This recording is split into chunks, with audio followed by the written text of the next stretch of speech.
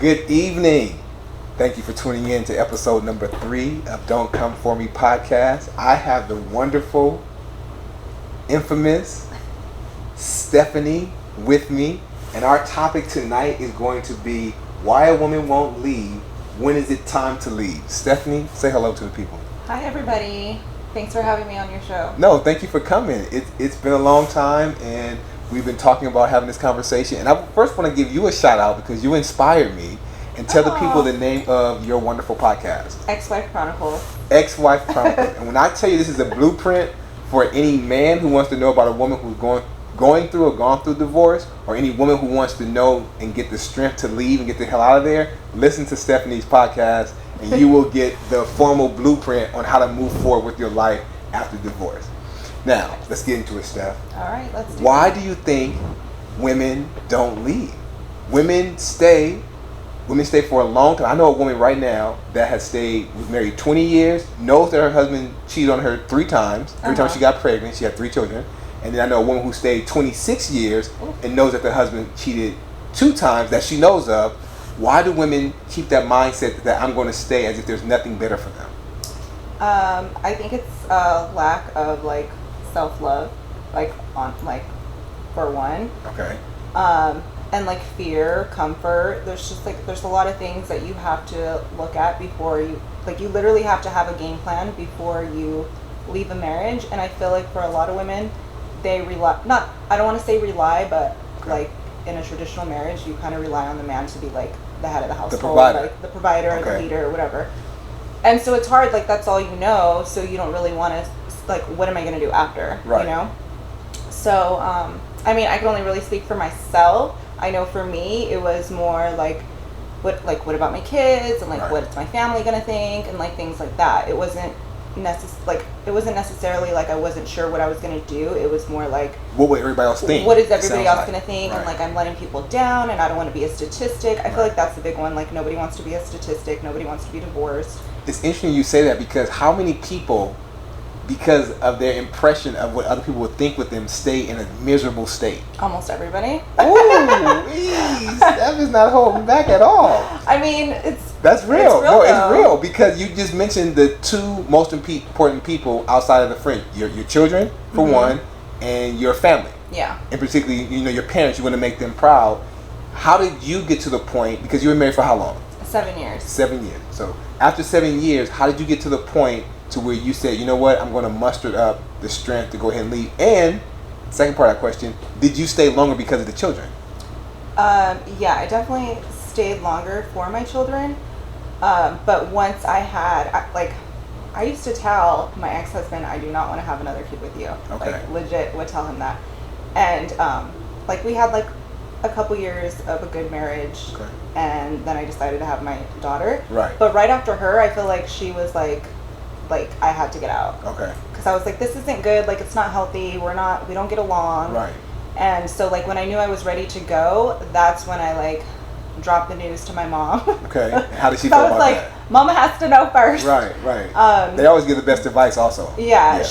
She was really supportive. Obviously, she's a Christian woman, so right. she's, telling me you gotta stay, this and that. Work it out. But for the most part, she was always if you need to leave, and if you ever need to call me and just leave, I'm always here for you. You can always come here. That's good to hear. She was really supportive. Friends are obviously going to be your number one support, because they're going to be bitch, you got to go. Get it together. You should have been get it together. Right, you got to get the fuck out. But so friends are always supportive. Honestly, I didn't really care what extended family had to say. Okay, so as long as your immediate family was okay with it. Yeah, it was mostly my mom and my dad. Okay, good deal. When you went through that process, after you said the first couple years were good, what happens in the next 5 years that you still kind of hang on before you leave after the 7 years? The first couple years were not good. Oh no, they were okay. I misunderstood that then. So at what point was it good? So I would say I think when my son was 4, between 4 and 6. Okay. It was good. It was going in a good direction. We both had good jobs. We were both kind of growing financially and all that stuff. Right. So I think that definitely helped. And then but then once I got pregnant, it kind of just all went downhill. Okay. So after your first child. After my second child. Okay, yeah.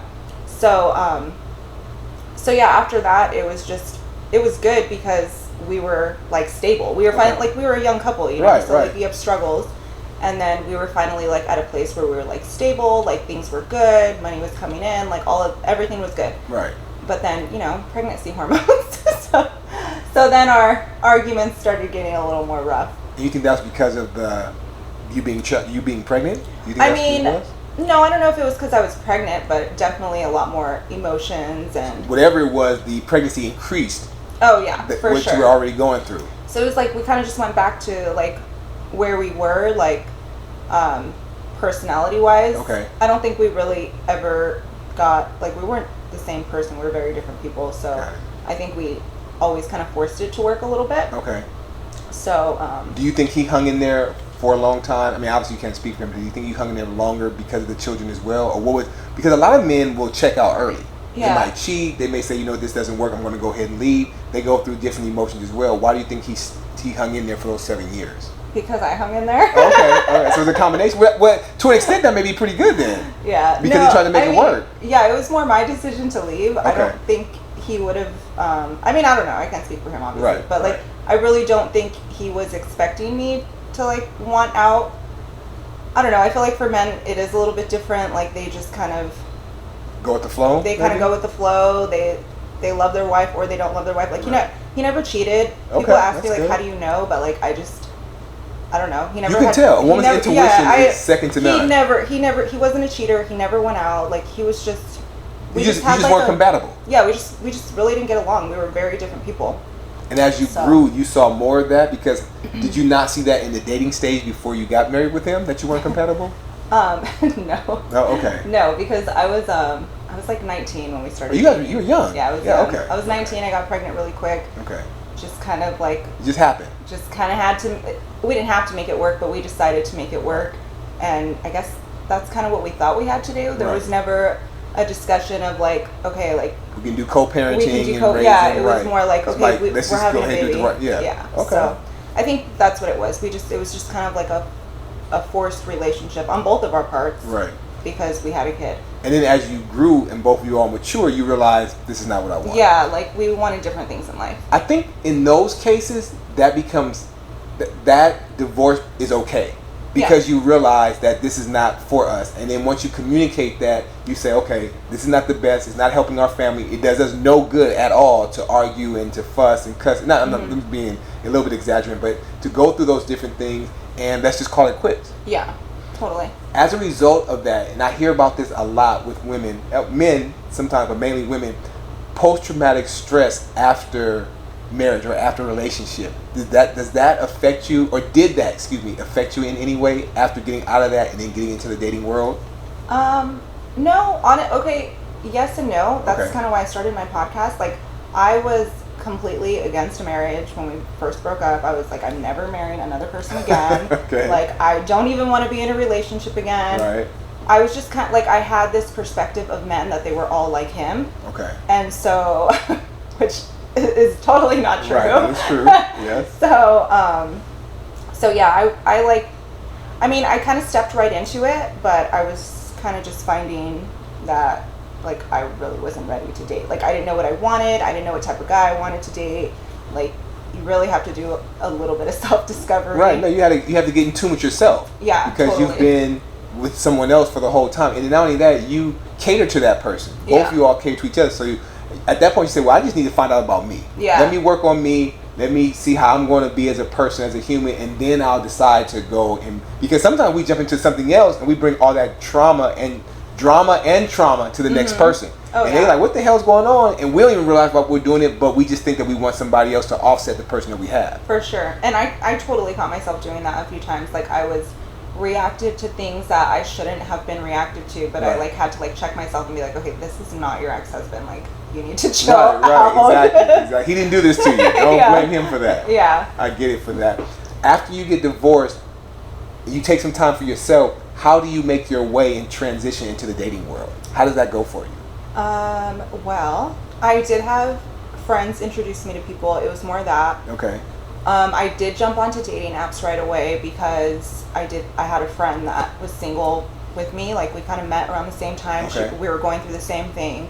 She jumped on a dating app, found somebody. She's still with them till this day. Oh wow. And so she was like, yeah, like try it out, you know. So I tried it.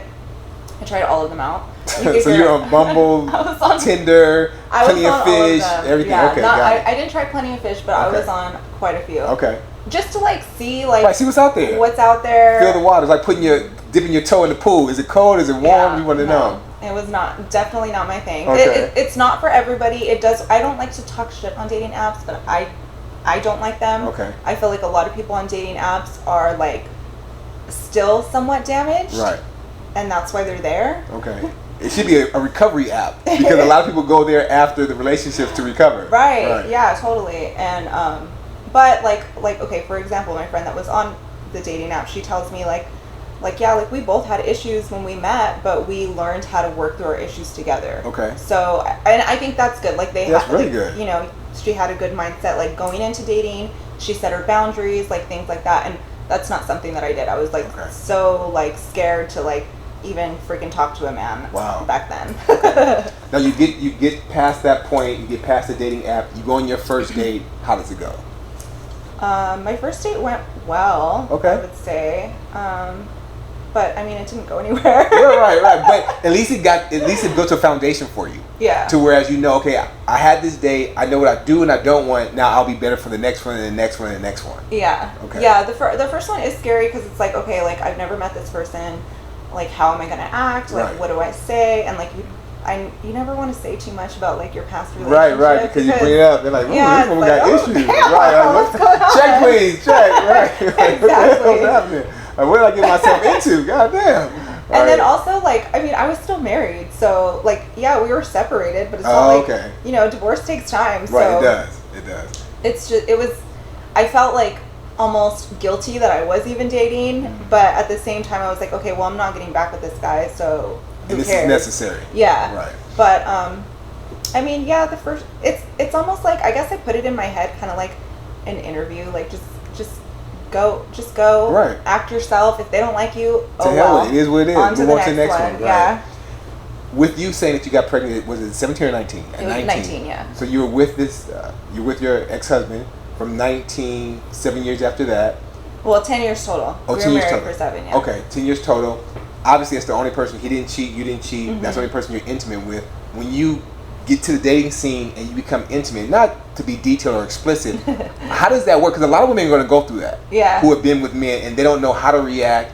They don't know what to do, what they should look for. What mindset did you take into that with another man? Because you were in that relationship for so long, that's all you knew. Oh man. Is that too much? I'm sorry. No, we can pass that question if it's too much. No, you're good.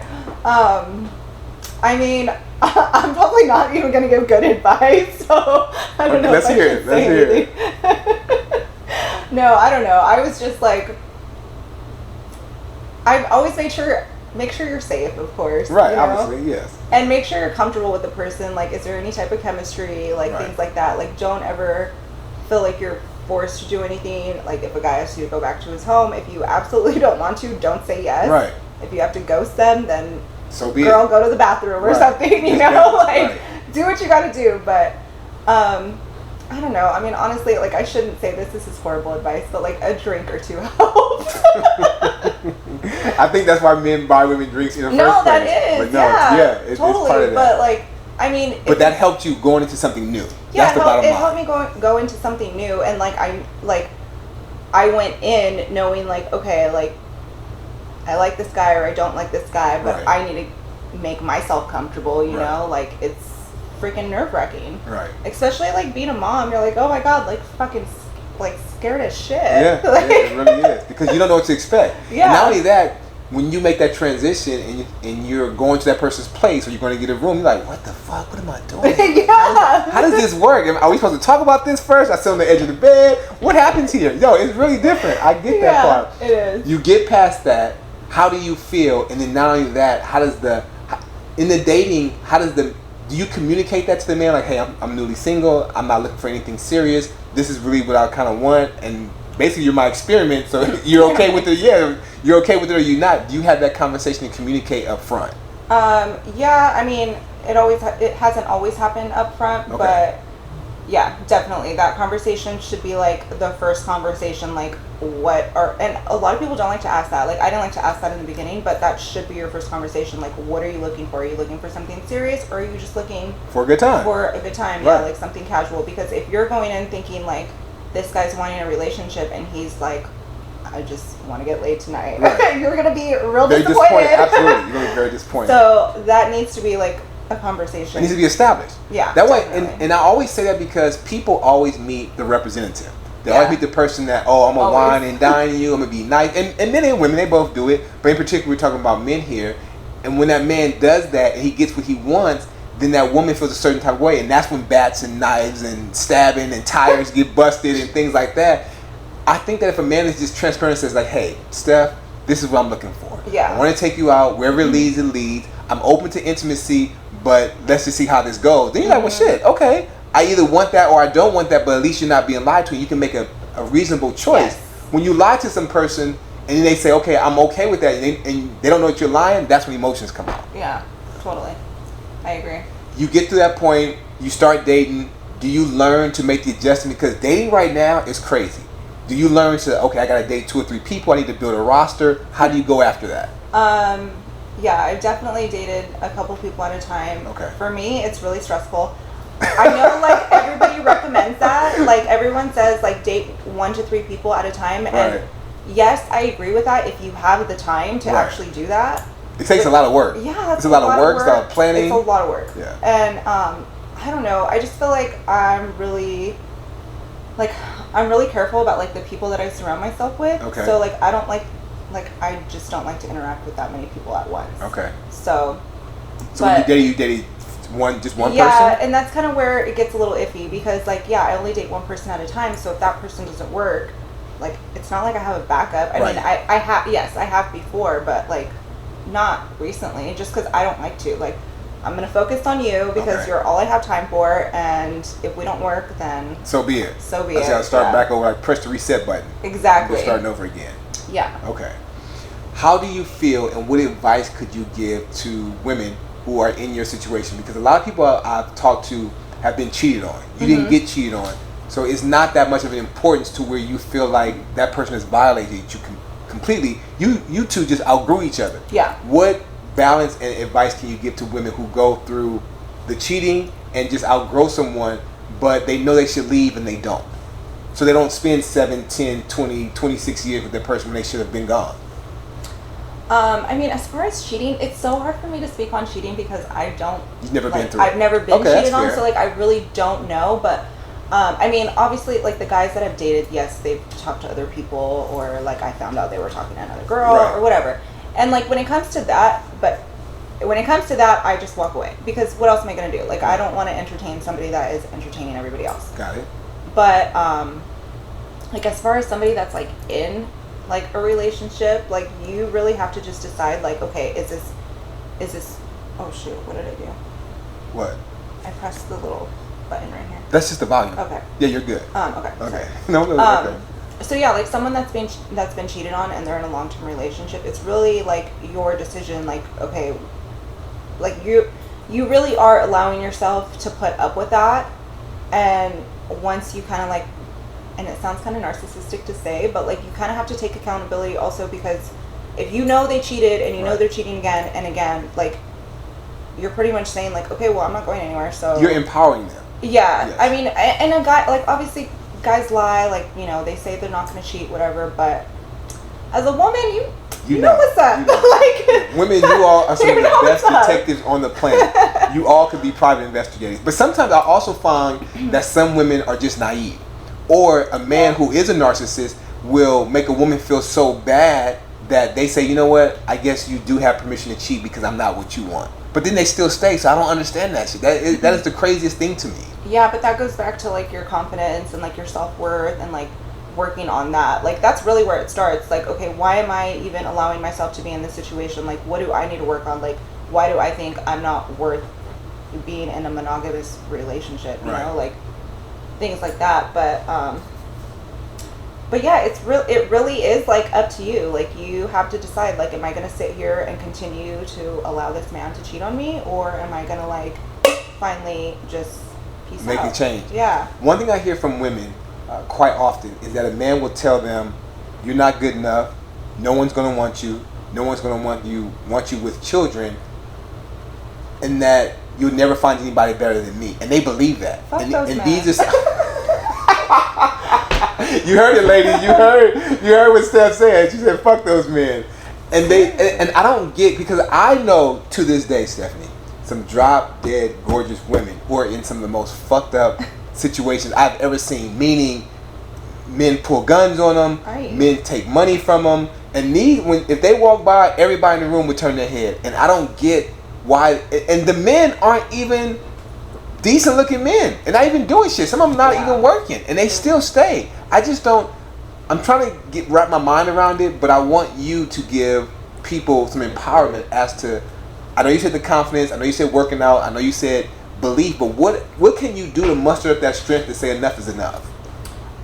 Okay, honestly, I feel like you have to get to a point where you're like, you kind of have to accept what is going on. Like, I think that's what I did. Okay. Like, I was in a situation, I was like, okay, this is where I'm at, this is what's going on, am